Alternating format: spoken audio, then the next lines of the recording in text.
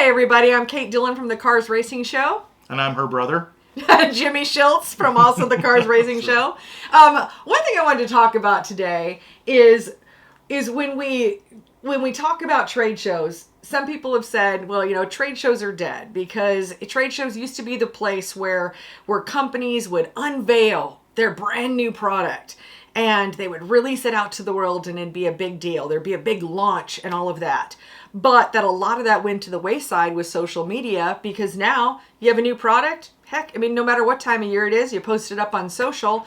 You've got a trade show, you can only reach, a couple thousand people, but you put it out on social media and you can reach hundreds of thousands or millions. What is your take on that? What are your thoughts on social media versus trade shows? And I'll give you my opinion too.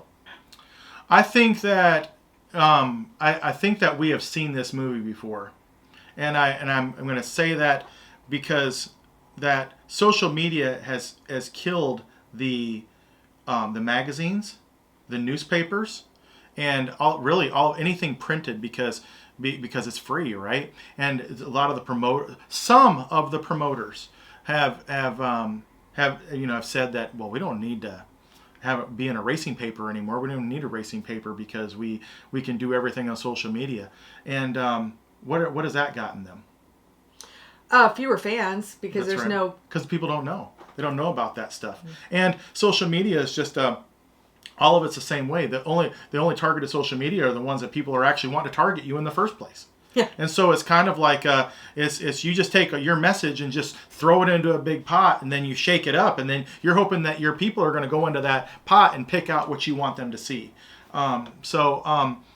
I think that social media is awesome. I think that its ability to reach people is great, and it's an amazing tool that we have at our disposal as anybody who wants to market or promote. And face it, anybody who has anything to do with a racing business or a racetrack or a racing series or anything like that. Even a race team. Race teams, all of that is, all of us are marketers. That's what all of us are doing. And so it's an amazing tool to accomplish that, but to use it solely as as the only tool is not as effective. Is not effective.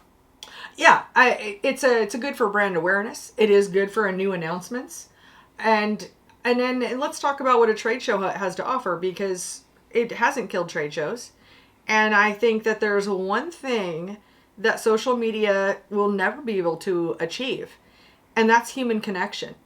And I think if there's anything we've learned from, having lived in the before times, as I call them, pre-pandemic is what I call the before times, we took it for granted. We just did. We were able to see people and shake their hands and all of that. And having taken that away for as long as we did and during the pandemic time, I think it made me value human connection above anything else. I know that I have attended during this time. I've attended several virtual conferences or virtual trade shows that used to be in person. I've gone to I go to digital marketing conferences. I've been to Phoenix. I've been to lots of different places. And I'll tell you, a Zoom call, if I'm never on another Zoom call in my life, I won't miss it.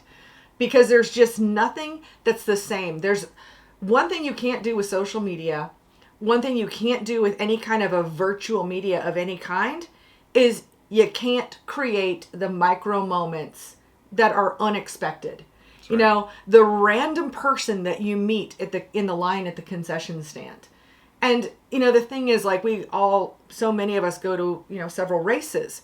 And when you're at a racetrack, you're there for the racing. And it's loud and maybe you meet somebody, but nobody's in that mind frame. Nobody's in that mindset that, hey, I'm here to meet people. I'm here to network. It's not that. You're here to watch a race and see who's going to win, see what kind of competition. But being at a trade show is so much different because you have those opportunities. You could end up meeting, whether it's a racer or a crew chief that you really admire, and you just happen to run into them in somebody's booth. And then you get to introduce, you get to shake their hand. There's those moments where you just, meet somebody, meet a manufacturer that you've never even heard of before, but they've got this groundbreaking product that is going to, change the game about how you do something. So you just can't get that. How do you know what you don't know? There's no way. That's right. And I think that when you talk about branding, whether or not you're branding your own race team or you're branding your own business, that there are many different facets of branding. And I'm not educated in I don't have a degree in branding. It's not what my college degree is in. But I know there's brand where Kate discussed about brand awareness. Social media is great for brand awareness. It gets your name and your image out to a whole bunch of people, and you really don't. You have some control over where that goes, but you don't because it's mass marketing at its best. It's the same reason why how television commercials work for the big companies and things like that, because it's basically mass marketing. But what you don't necessarily generate with brand awareness is brand loyalty. Mm-hmm. Now, but it takes a brand loyalty as it's going to take a relationship. And so that's why social media and in-person, really social media or advertisement period. It could be radio, it could be television, it could be social media. I mean, it just depends on what avenue that your company and whatever industry you're in is taking advantage of. But you still need to have some sort of in-person, personal contact with your customers in order to generate that loyalty. Yeah. And this is exactly what the trade show provides. That if you have that the most successful companies have both an effective social media strategy as well as an in-person strategy. Yeah. I mean, look at some of the bigger companies that have a dedicated person that goes to events all over the country. That's right. And especially if they're in multiple different kinds of racing. For instance, I met the rep from MSD here recently, and he was at a dirt circle track, but he also goes to, lots of different kinds of road races and all of this that, those That's moments. Right. It's important. It's important, or companies wouldn't dedicate resources to making that happen, for sure. And as far as in-person, face-to-face contact, I myself do not know in the racing industry what is possibly as effective as a trade show. The only thing that can come anywhere close to that is maybe one of the bigger races themselves, where they set up, they set up. I mean, take like the Charlotte World Finals or something like that. But again, Super Nationals was Eldora, some of the multiple day events and things like that. But there is still a component there with that. People are there to race. Yeah. It's still secondary. There's still that if you have something like you're wanting to advertise your product, you're advertising your product to get on somebody's car for those events. And now they're at that event. You've already done your work, or you should have already done your work. A trade show is dedicated just to be exactly that is an event only for marketing your product. Yeah. And on both sides, whether you're an exhibitor or an attendee, because I'll tell you, there's one thing you can't do on social media. Can't try on a helmet.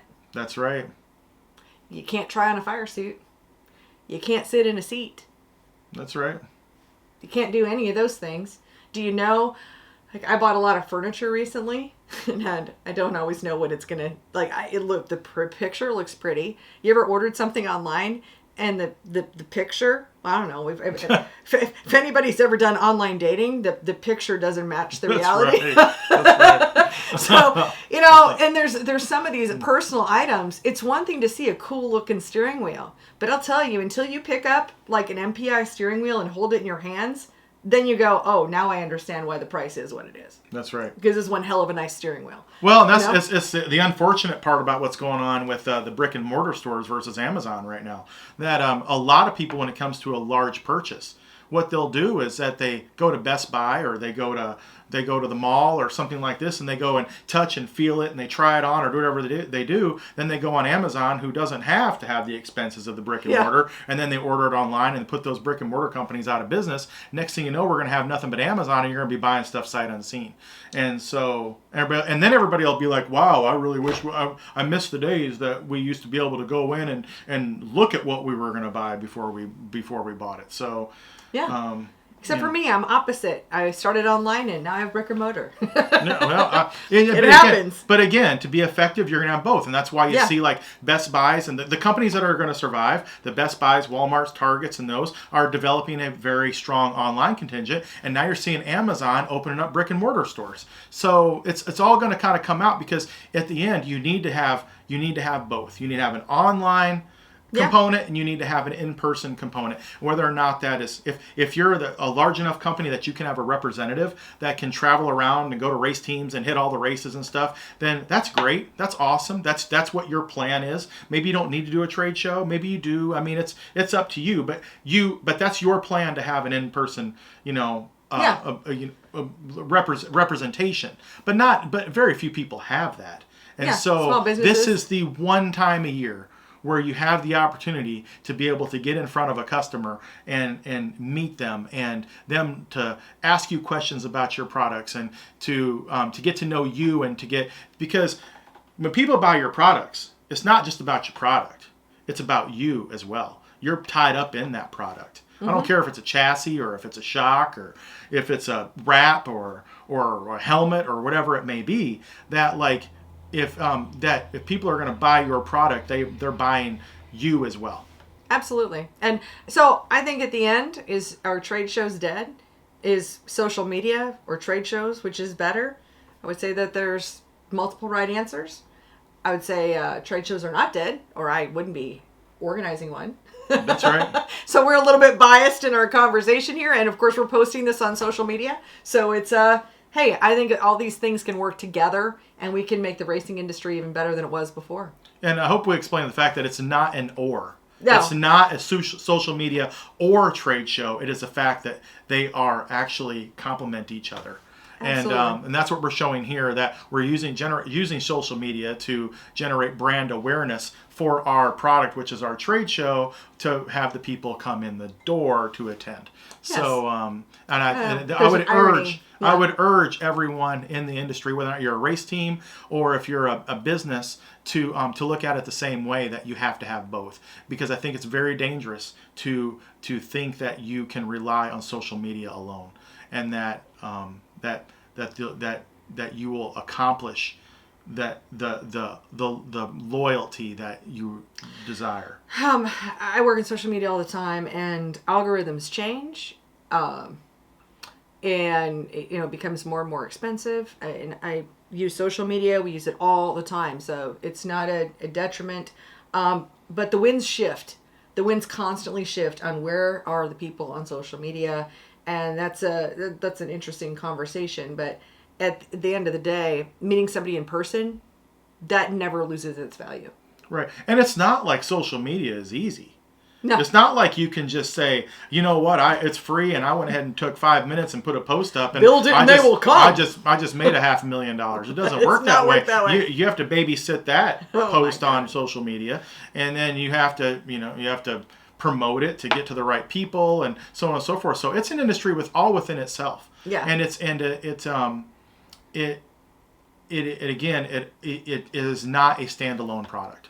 Well, and right now I want to invite you to our trade show, the Cars Racing Show, on January 7th and 8th in Hickory, North Carolina at the Hickory Metro Convention Center. If you're an exhibitor and you'd like to take that leap and have a booth at our show and meet people in person, contact myself or Jimmy. Our phone numbers are right on the website at carsracingshow.com. And if you're an attendee, hey, click the link and get yourself a free ticket. We're going to offer these tickets for free up until a couple of weeks before the show. And get yourself pre-registered, because we don't want to have to make you pay at the door. We just do that. Honestly, we do that so that we keep out the people that would just be there and don't belong there. That's right. Something that I want is, it doesn't help me. I love, I think it's great that we have a lot of different kinds of people out in the world, but soccer moms don't buy race car parts, and I don't need we don't need a whole convention center full of soccer moms that have never been to a race, never heard of a race, and that they're just there to collect stickers. We want to appeal to the racers. We have the right people in the right place at the right time. Absolutely. You said it. Perfect. So visit us online, give us a call, and we'll get you all set up, and we'll see you January 7th and 8th See you in there. Hickory, North Carolina.